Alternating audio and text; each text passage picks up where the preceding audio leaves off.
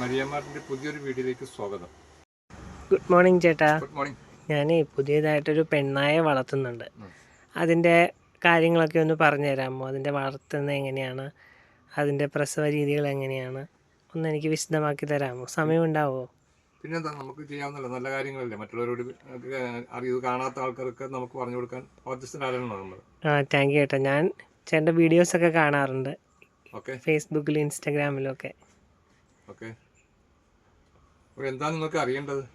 എനിക്ക് നായക്കുട്ടിയുടെ പെണ്ണായയുടെ പ്രസവത്തിനെ കുറിച്ചാണ്, അതിൻ്റെ ഗർഭധാരണ, അതിൻ്റെ പ്രസവാനന്തര സംരക്ഷണം, അതിനെക്കുറിച്ചൊക്കെ ഒന്ന് അറിഞ്ഞാൽ കൊള്ളാമെന്നുണ്ട്. അപ്പോൾ നമ്മൾ തുടക്കക്കാരനാണെന്നുള്ള രീതിയിൽ ഒരു പെണ്ണായെ എടുത്തിട്ടുണ്ട്. നല്ല രീതിയിലുള്ള ഇനത്തിനെ പറ്റിയാണ് എടുത്തിരിക്കുന്നത്. സാധാരണ ഒരു പട്ടിയാണോ? നല്ല ഇനത്തിനെ എടുത്തിരിക്കുന്നത്. നല്ല ഇനത്തിന്. അപ്പോൾ നല്ല ഇനത്തിനെ എടുക്കുമ്പോഴത്തേനും നമ്മൾ അതിൻ്റെ പാരൻസിനെ നമ്മൾ ആദ്യമേ കാണേണ്ടിയിരിക്കണം. കാരണം വെച്ചാൽ അച്ഛനെയും അമ്മേനെയും കണ്ടതിന് ശേഷം മാത്രമേ നമ്മൾ നായ്ക്കുട്ടികളെ സെലക്ട് ചെയ്യാവൂ. നല്ലൊരു നായ്ക്കുട്ടി എടുക്കുമ്പോൾ അങ്ങനെയാണ് നമ്മൾ ആദ്യമേ ചെയ്യേണ്ടത്. നായ്ക്കുട്ടി എടുക്കുമ്പോൾ നമ്മൾ ചെയ്യേണ്ടത്, അത് നിങ്ങൾക്ക് എന്തെങ്കിലും പഠിപ്പിച്ചു കൊടുത്തിട്ടുണ്ടോ, അതോ നമ്മൾ എന്തൊക്കെയാണ് ആഹാരം കൊടുക്കേണ്ടത് എന്നുള്ളതിനെ പറ്റിയൊക്കെ നമ്മൾ മനസ്സിലാക്കിയിരിക്കണം. ആദ്യമേ ഡിവോം ചെയ്തിട്ടുണ്ടോ, വാക്സിൻ ചെയ്തിട്ടുണ്ടോ എന്നുള്ളതിനെ പറ്റിയൊക്കെ നമ്മൾ കറക്റ്റായിട്ട് മനസ്സിലാക്കിയിരിക്കണം.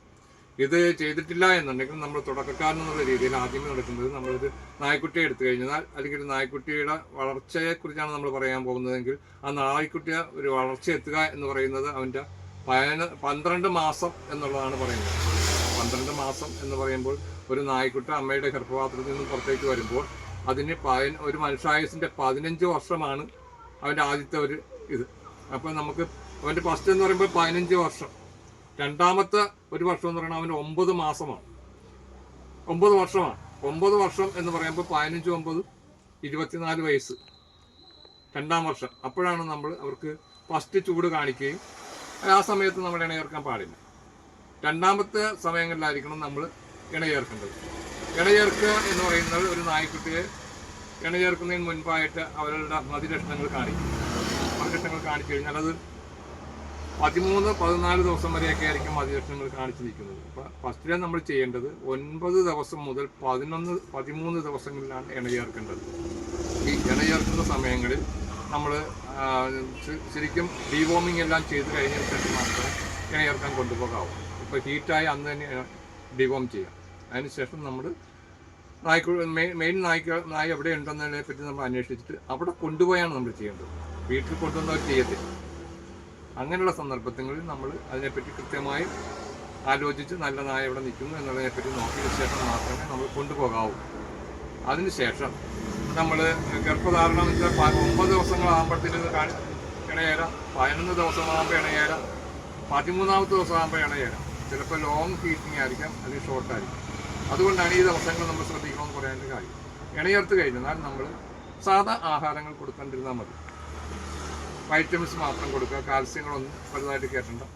വൈറ്റമിൻ മാത്രം കൊടുത്തുകൊണ്ട് നമ്മൾ മുൻപോട്ട് പോവുക. അങ്ങനെ പോകുന്ന സന്ദർഭങ്ങളിൽ നമുക്ക് 45 ദിവസം പ്രായമാണ്, ഇണയേർത്ത് 45 ദിവസമാകുമ്പോൾ ഉണ്ട് എന്ന് നമുക്ക് പൂർണ്ണമായും ബോധ്യം വന്നാൽ കാൽസ്യങ്ങളും വൈറ്റമിൻസുകളും ആഹാര ക്രമീകരണങ്ങളും കൂട്ടിക്കൊടുക്കുകയും വേണം. ഉണ്ട്, അത് നമുക്ക് സംശയങ്ങൾ ഉണ്ടെന്ന് മനസ്സിലാക്കി കഴിഞ്ഞാൽ ഞാൻ പറഞ്ഞതുപോലെ തന്നെ ആഹാര ക്രമീകരണങ്ങളും കറക്റ്റാക്കിയിരിക്കണം. 58 മുതൽ 63 ദിവസം വരെയാണ് ഇവിടെ ഗർഭധാരണം എന്ന് പറയുന്നത്. പ്രസവത്തിൻ്റെ അടുത്ത് വരുന്ന 58 മുതൽ 63 ദിവസം വരെയാണ്. അതിനുള്ളിൽ നമ്മൾ ശ്രദ്ധിക്കുക എന്ന് പറയുന്നത്, ഇതിന് ഡിസ്ചാർജ് എന്ന് പറഞ്ഞൊരു ദ്രാവകം യൂട്രസിലൂടെ പുറത്തേക്ക് വരുന്നത് കാണാം. പച്ചക്കളറിലായിരിക്കാം ആ യൂട്രസിൻ്റെ അകത്ത് നിന്ന് പുറത്തേക്ക് പോരുന്നത്. അങ്ങനെ വരുമ്പോഴത്തേനും പ്രസവമായി എന്നുള്ളതിനെപ്പറ്റി നമുക്ക് പൂർണ്ണമായിട്ടും മനസ്സിലാക്കാൻ സാധിക്കുന്നു. അപ്പം നമ്മൾ കൂടുതലായിട്ട് തന്നെ നോക്കാൻ ബാധ്യസ്ഥനായിരിക്കണം. ഇപ്പോൾ പ്രസവിച്ചോളൂ എന്ന് പറഞ്ഞിട്ടിട്ട് പോകാൻ പാടില്ല. ഒരു തള്ളയിൽ നിന്നൊരു കുഞ്ഞ് പുറത്തേക്ക് വരുന്നതെന്ന് വെച്ചാൽ ഞാൻ ആദ്യം പറഞ്ഞതുപോലെ ഒരു മനുഷ്യായുസിൻ്റെ 15 വർഷത്തിന് തുല്യമാണ് അവൻ്റെ ആദ്യത്തേത്. രണ്ടാമത്തത് ഒരു മനുഷ്യായുസിൻ്റെ 9 വർഷം, മനുഷ്യൻ്റെ 9 വർഷങ്ങൾക്ക് തുല്യമാണ്. ഓരോ വർഷവും മനുഷ്യൻ്റെ 9 വർഷത്തിന് തുല്യമാണ്. മൂന്നാമത് ചെന്നാൽ അടുത്ത ഒരു വർഷം എന്ന് പറയുന്നത് 5 വർഷത്തിന് തുല്യമാണ്.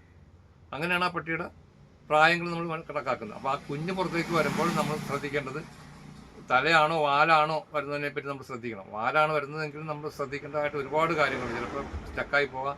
തലയാണ് വരുന്നതെങ്കിൽ തള്ള തന്നെ നോവുണ്ടായി പുറത്തേക്ക് തള്ളിവിടുന്ന സമയത്ത് ഈ കുഞ്ഞ് പാടയിലാണോ വരുന്നതിനെപ്പറ്റി നോക്കണം. മൂടയിൽ പ്രസവിക്കുകയാണെങ്കിൽ ശ്വാസം കിട്ടത്തില്ല, നമ്മളത് പൊട്ടിച്ചു കൊടുക്കാൻ ബാധ്യസ്ഥരായിരിക്കണം. അല്ല, മൂടയിലല്ല എന്നുണ്ടെങ്കിൽ തള്ളയുടെ വയറ്റിൽ പുറത്തേക്ക് വരുന്നതിന് ശേഷം അതിൻ്റെ തള്ള പൊക്കിക്കൂടി ബന്ധം വേർപെടുത്താൻ നോക്കും. പൊക്കിക്കൊടി ബന്ധം ഏർപ്പെടുത്തിയില്ലെങ്കിൽ കുഞ്ഞുങ്ങൾക്ക് പ്രശ്നങ്ങളുണ്ടാകും. അപ്പം നമുക്ക് പൊക്കിക്കൊടി ഏർപ്പെടുത്തിയില്ല എങ്കിൽ നമ്മൾ ശ്രദ്ധിക്കേണ്ടത് ഉടനെ തന്നെ നമ്മൾ ആ പൊക്കിക്കൊടി 2 ഇഞ്ച് നീളത്തിൽ ഒരു നൂലിട്ട് ശരിക്കും ടൊയ് നൂലിട്ട് കെട്ടിയതിന് ശേഷം മാത്രമേ നമ്മൾ കട്ട് ചെയ്യാവൂ. അല്ലെങ്കിൽ അതിനകത്ത് എയർ കയറി കഴിഞ്ഞാൽ ബാക്ടീരിയ അതിന് പൊക്കിൾ വീർത്തിരിക്കും.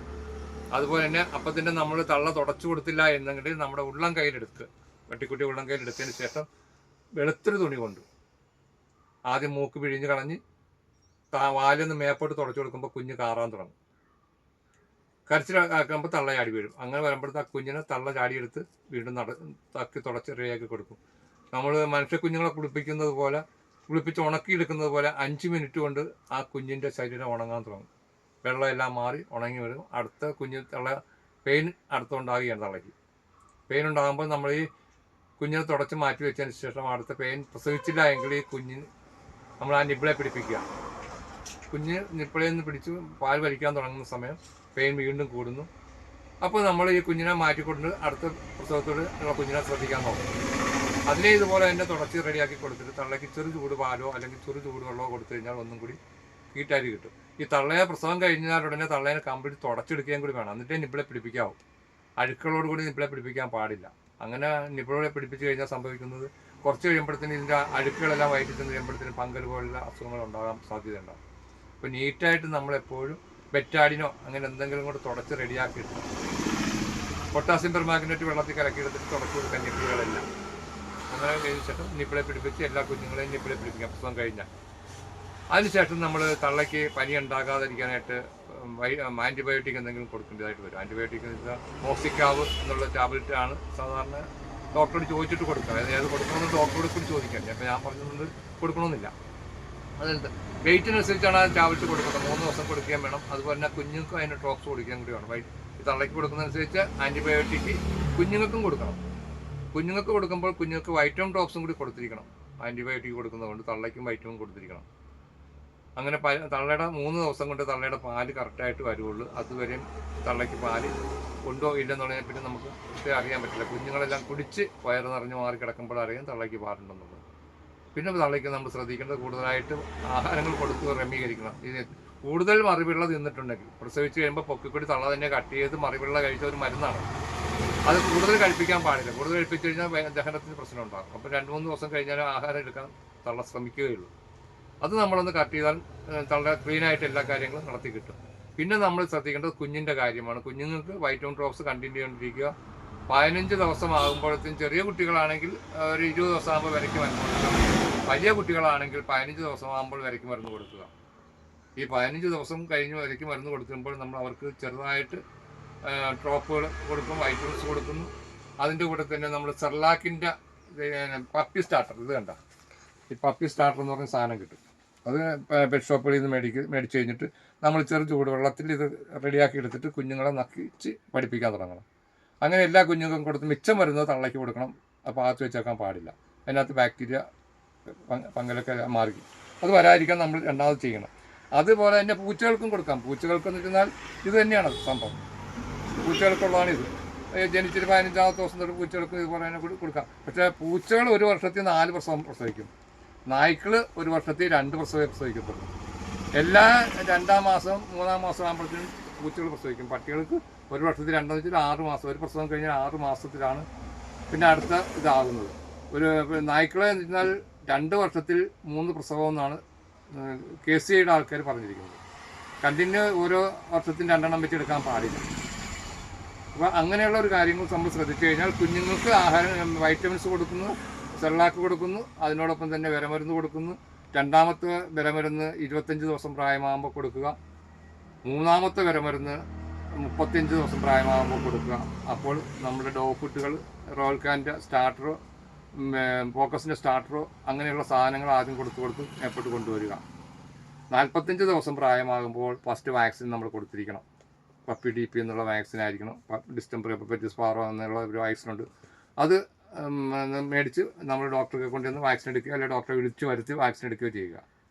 അതിനുശേഷം നമ്മൾ നായ്ക്കൾക്കൂട്ട് ആഹാരങ്ങൾ കൊടുത്ത് മേപ്പോട്ട് കൊണ്ടുവന്ന് നമുക്ക് കൊടുക്കേണ്ട നായ്ക്കളാണെങ്കിൽ നമ്മൾ അതനുസരിച്ച് ആഹാരം കൊടുത്ത് നിർത്തിയെങ്കിൽ മാത്രമേ കുഞ്ഞുങ്ങളുടെ ആരോഗ്യം കറക്റ്റ് നല്ലതാണെന്ന് കണ്ടെങ്കിൽ മാത്രമേ ആൾക്കാർ വന്ന് കുഞ്ഞുങ്ങളെ കൊണ്ടുപോകത്തുള്ളൂ. വീണ്ടും നമ്മൾ ശ്രദ്ധിക്കേണ്ടത് തള്ളേനെ അതുപോലെ തന്നെ എല്ലാ ആഹാരം കൂടുതലായിട്ട് കൊടുത്ത് വളർത്തുകയും കൂടി വേണം.